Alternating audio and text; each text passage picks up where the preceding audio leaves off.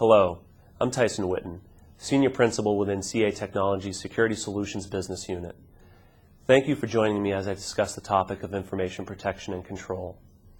In today's evolving technology and regulatory business climate, organizations continue to struggle with meeting their data governance initiatives. In the past, it was acceptable to deploy point technologies as a stopgap to solving data loss prevention issues. This is no longer acceptable. Businesses must now take a comprehensive approach to information protection and control in order to solve the many data control challenges and mandates they face, whether it's adhering to known regulations, corporate policies, and security issues, or high-priority risks that have yet to be identified within the organization. During this video, I'm going to cover 6 information protection and control best practices steps to solving these challenges. The first step is defining your policies. In order to properly define your policies, you must ensure they're aligned with your business objectives. Business objectives would include corporate policies that span privacy, legal, and finance.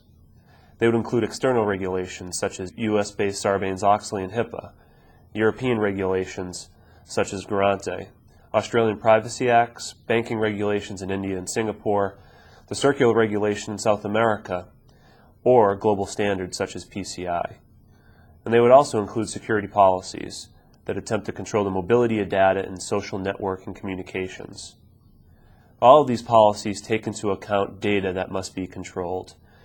Examples of data that would need to be controlled include intellectual property, non-public information, personal health information, and personally identifiable information. Now, in order to control this data, you must prioritize. The best way to do this is to understand your level of risk. You need to identify what data is sensitive and could impact your business, as well as the likelihood of this data being compromised. By understanding those 2 elements, you can prioritize how you should handle data.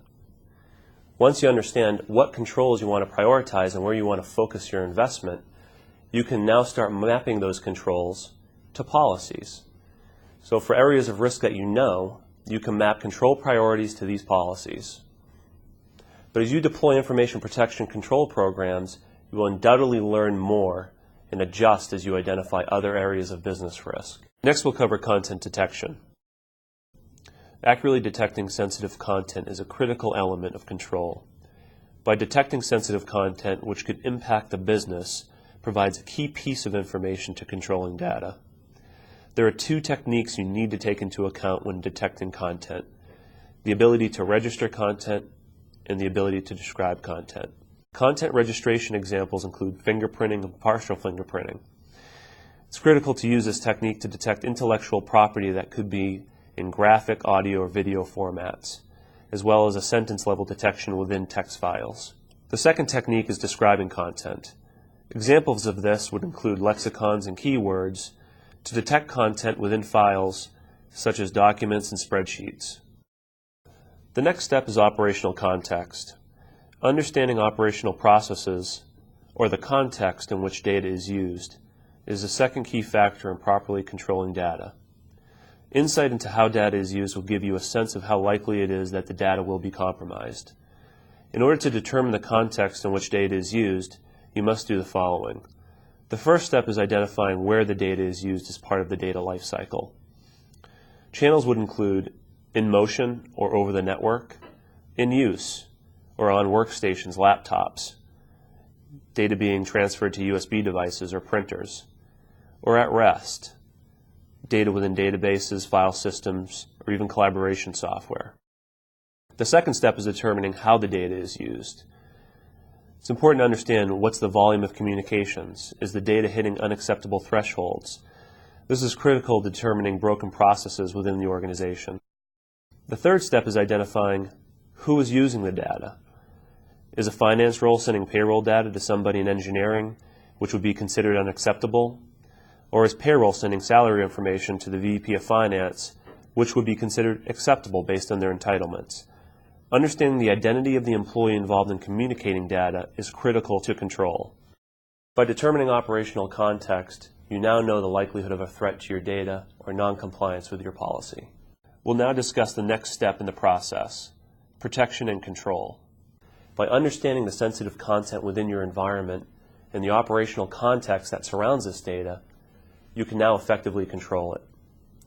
Essentially what you have is content times context equals your risk level, and now you can prioritize your controls. By previously prioritizing enforcement based on the known risk within your business, you can now take the following actions. Here are the examples. Passively monitoring policy violations, actively educating end users to drive compliance improvement, enforcing encryption within or outside your organization, assigning digital rights within or outside the organization, quarantining sensitive data for appropriate review, or blocking access to data altogether. In order to execute on these actions, you'll need to evaluate technologies within the information protection and control ecosystem.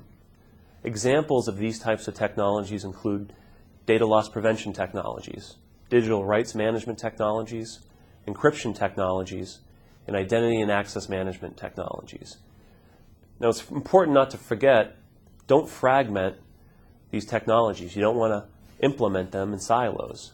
By fragmenting deployment of these technologies, the organization is not realizing their full potential. Now let's discuss program management. In order to enable an effective information protection and control program, the following are key areas that must be taken into account.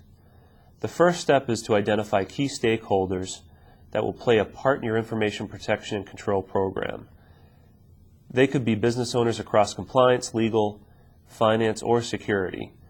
They could be functional groups across different lines of business, or geographically dispersed players that must be tied in. The next step is assigning ownership responsibilities to these stakeholders. Responsibilities should include incident review, remediation, which should require interaction with a violator, or policy tuning for adjustments.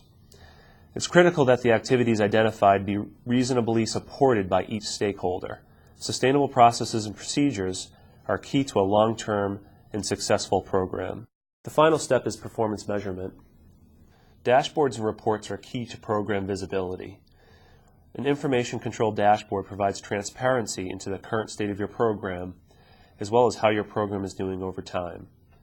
It should provide key performance indicators that will allow you to baseline the current state of your program, determine what level of compliance you're at, and quantify your current level of incidents. Having these metrics will then allow you to focus on improvement. For instance, did you identify new areas of risk that requires policy tuning? Were broken data control processes identified that requires adjustment to detection techniques or employee entitlements? Or do you need to look at adding, removing, or changing controls? This is critical. Finally, your program should contain reporting that will meet business, security, compliance, and auditing needs.